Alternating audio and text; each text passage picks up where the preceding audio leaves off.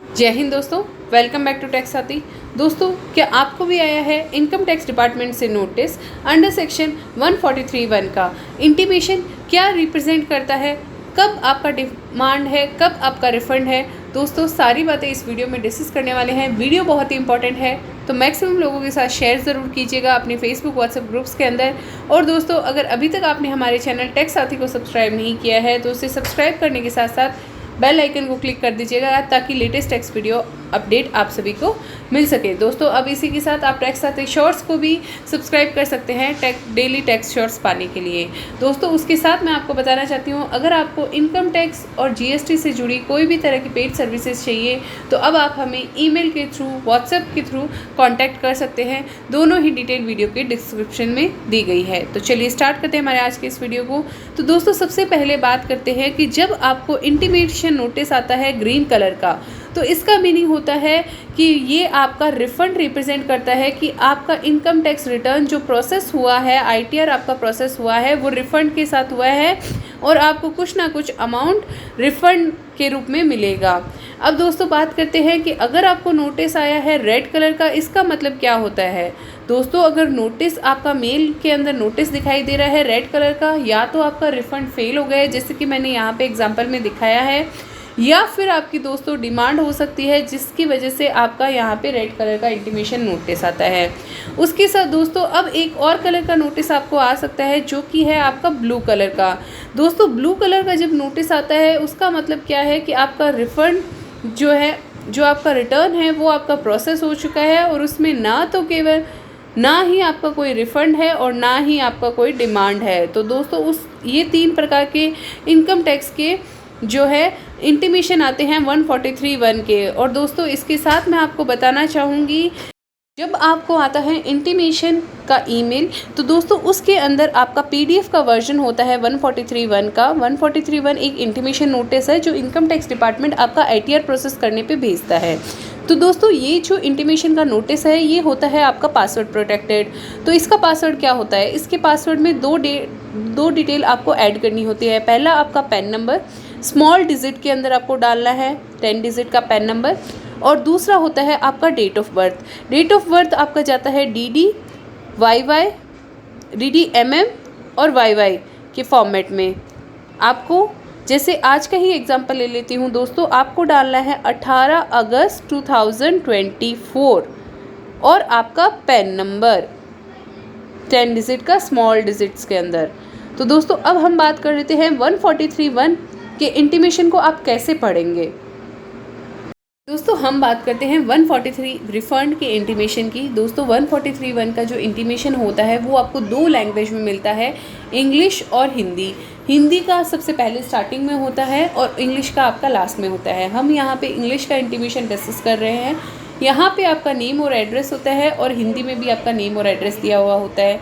फिर आपकी basic detail जैसे कि आपका पैन नंबर हो गया, असेसमेंट हो गया, एक्नॉलेजमेंट हो गया और आपका डिन नंबर हो गया। उसके साथ आपका रिफ़ंड जो बनता है असेसमेंट ईयर 24-25 के लिए, वो उसकी रिफ़ंड अमाउंट और रिफ़ंड का सीक्वेंस नंबर रहता है।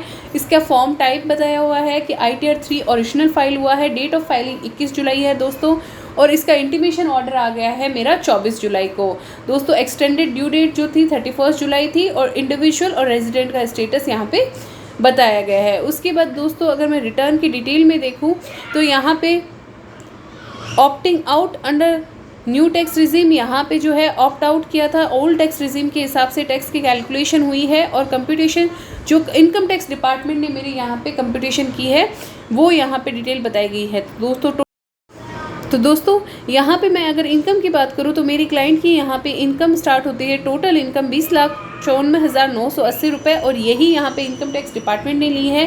टैक्स लाइबिलिटी जो बनती है 2,86,277 रुपये, और यहाँ पे जो इनकम टैक्स डिपार्टमेंट ने कैलकुलेट की है 2,86,275 रुपये। इंटरेस्ट और फ़ी किसी भी तरह की पेबल नहीं थी दोस्तों, क्योंकि यहाँ पे जो है मैंने ITR फाइल कर दिया था 31 जुलाई से पहले। उसके साथ दोस्तों, अगर मैं बात करूँ प्रीपेड टैक्सेस की, तो TDS यहाँ पे डिडक्ट हो रखा था 2,88,571 का। तो उस बेसिस पे जो रिफ़ंड किया दोस्तों, इस हिसाब से अगर मैं रिफ़ंड की बात करूँ तो रिफ़ंड यहाँ पे बनता है 2,290 रुपये का अकॉर्डिंग टू माय कैलकुलेशन, और according to income tax department की कैलकुलेशन 2,300 रुपये का रिफ़ंड बनता है तो वो रिफ़ंड मेरा यहाँ पे जो है क्रेडिट भी हो चुका है दोस्तों। अब दोस्तों अगर मैं बात करूँ इंटीमेशन के अंदर अब सेपरेट डिटेल दी गई है, जैसे कि आपकी हेड ऑफ सैलरी उसका बाइफिकेशन दिया हुआ है कि आपने कितना डिक्लेयर किया है और यहाँ पे इनकम टैक्स डिपार्टमेंट ने कितना लिया है। तो यहाँ पे सैलरी की इनकम 13,20,000 थी, जिसमें कैपिटल गेन की इनकम 12 लाख रुपए और अदर सोर्सेज की इनकम 60,000 और इंट्रा हेड जो लॉस का एडजस्टमेंट हुआ उसके बाद यहाँ पे 14,875 रुपये इसका भी डिटेल दिया गया है। तो टोटल यहाँ पे जो इनकम बनती है 25,83,645 रुपये और जो लॉस कैरी फॉरवर्ड था 3,38,668 रुपये और इसका सेट ऑफ भी हो गया है। सेट ऑफ होने के बाद करंट ईयर लॉसेस का बैलेंस जो रहता है वो रहता है 22,44,977 रुपये। अब दोस्तों ग्रॉस टोटल इनकम मेरी यहाँ पे बन गई है 22,44,977 रुपये और स्पेशल रेट की इनकम जो है उसकी यहाँ पे मेंशन की गई है 9,24,614 रुपये। अब दोस्तों यहाँ पे जो है ATC की डिडक्शन क्लेम की गई है और उसके साथ साथ यहाँ पे जो अदर इनकम की डिटेल है, कोई भी डिडक्शन है वो यहाँ पे एग्रीगेट होने के बाद यहाँ पे जो टोटल डीम्ड इनकम यहाँ पे बनती है वो बनती है 20,54,980 रुपये और इस पे टैक्स आ गया है 1,63,610 रुपये का नॉर्मल रेट का और स्पेशल रेट का टैक्स जो है STCG LTCG पे वो 1,11,656 रुपये। तो इस हिसाब से जो मेरा टोटल टैक्स बनता है 2,75,266 रुपये। और दोस्तों इस पे अगर मैं यहाँ पे सरचार्ज और टैक्स कैलकुलेट करती हूँ तो सरचार्ज की एप्लीकेबिलिटी नहीं आएगी, लेकिन दोस्तों यहाँ पे जो हायर एजुकेशन सेस लगता है 4% का वो मेरा यहाँ पे बन गया है 11,011 रुपये का। और इस हिसाब से जो मेरी ग्रॉस टैक्स लाइबिलिटी है वो 2,86,277 रुपये और इस पे मेरा जो ऑलरेडी TDS डिडक्ट हो रखा है दोस्तों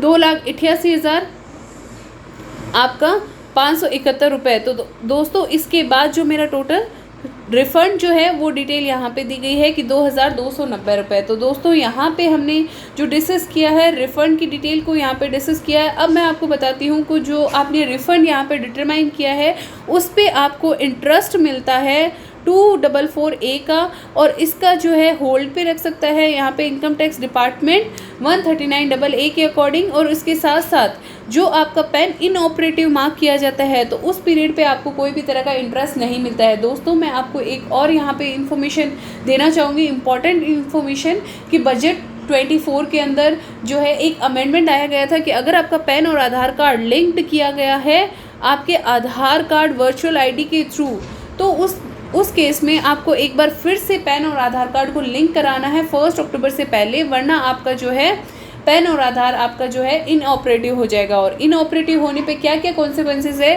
डिटेल वीडियो हमारे चैनल पे दी गई है, आई बटन पे मैंने लिंक कर दिया है, डिस्क्रिप्शन में भी आप जाके उसको देख सकते हैं। तो वीडियो बहुत इंपॉर्टेंट है, उसको ज़रूर देख लीजिएगा। उसके बाद दोस्तों मैं यहाँ पे बताना चाहती हूँ कि यहाँ पे गवर्नमेंट ने एक और डिक्लेरेशन दिया है कि दोस्तों बहुत बार क्या होता है कि आपको इंटीमेशन के अंदर डिमांड आती है, लेकिन टैक्स पेयर सोचता है कि इंटीमेशन है, प्रॉपर नोटिस तो है नहीं, तो हमें क्या है इसका कोई रिप्लाई तो देना नहीं है, हम इसका क्या है टैक्स आपकी जो डिमांड आई है उसको नहीं भरेंगे, इनकम टैक्स डिपार्टमेंट क्या ही तो कर लेगा। लेकिन दोस्तों यहाँ पे मैं आपको बताना चाहूँगी कि अगर इन फ्यूचर ईयर अगर आपको कोई रिफंड मिलता है तो उस केस के अंदर यहाँ पे देखिए डिक्लेरेशन दिया गया है कि रिफंड अमाउंट जो भी यहाँ पे डिटरमाइन हुआ है इंटीमेशन के अंदर along with the interest subject to adjustment of outstanding demand, और यहाँ पे जो है उसका डिमांड से एडजस्ट कर लिया जाएगा और उस बैलेंस अमाउंट को रिफंड अमाउंट को होल्ड भी कर सकती है डिपार्टमेंट अगर चाहे तो। और दोस्तों इसके साथ ही आपको यहाँ पे ये भी चीज़ ध्यान में रखनी है कि रिफ़ंड जो आएगा वो आपका प्री वैलिडेटेड बैंक अकाउंट के अंदर आएगा। प्री वैलिडेशन कैसे करवाना है ऑलरेडी हमारे वीडियो अवेलेबल है हमारे चैनल पे, तो आप उसको देख लीजिए। दोस्तों अगर प्री वैलिडेटेड बैंक अकाउंट नहीं है तो आपका रिफ़ंड नहीं आता है। और दोस्तों आपका जब ये रिफ़ंड का स्टेटस अपडेट हो जाता है तो रिफ़ंड बैंकर यानी कि SBI के थ्रू आपका रिफ़ंड ट्रांसफ़र हो जाता है और इसमें ज़्यादा से ज़्यादा आपका जो है 15 दिन के अंदर आपका रिफ़ंड जो है आपके नॉमिनेटेड बैंक अकाउंट के अंदर आ जाता है। आपको अपना रिफ़ंड का स्टेटस चेक करना है तो दोस्तों आप इनकम टैक्स पोर्टल पे नो योर रिफ़ंड स्टेटस पे जाके अपना यूनिक रेफरेंस नंबर डाल के आप अपना रिफ़ंड स्टेटस चेक कर सकते हैं। अगर आपको रिफ़ंड से रिलेटेड कोई भी क्वेरी है तो यहाँ पे हेल्पलाइन नंबर दिया गया है, उसके अंदर आप कॉल कर सकते हैं। और अगर आपका रिफ़ंड क्रेडिट नहीं हुआ है तो आप अपनी लोकल ब्रांच के अंदर कॉन्टैक्ट कर सकते हैं 15 दिन के अंदर और अपना यहाँ पे रिफ़ंड का रेफरेंस नंबर है वो यहाँ पे दे सकते हैं। और इससे जो है बहुत सारे ऐसे रीज़न होते हैं दोस्तों, आपका जो है रिफ़ंड ना आपके बैंक अकाउंट के अंदर नहीं क्रेडिट होता है। उसका एक रीज़न होता है कि आपका नॉमिनेटेड बैंक अकाउंट ही एग्जिस्ट नहीं होता है, या फिर आपका अकाउंट जो है क्रेडिट होने के लिए फ्रीज़ हो जाता है, इनवैलिड अकाउंट नंबर है, ब्लॉक्ड अकाउंट है, डोरमेंट अकाउंट है।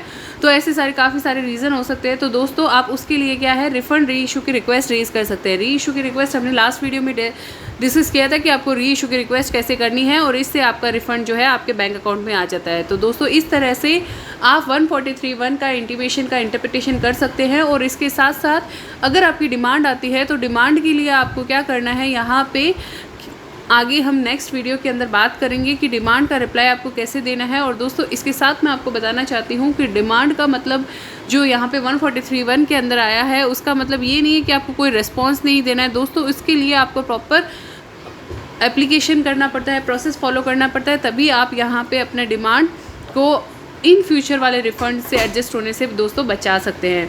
दोस्तों वीडियो कैसा लगा, वीडियो के नीचे कमेंट करके ज़रूर बताइएगा।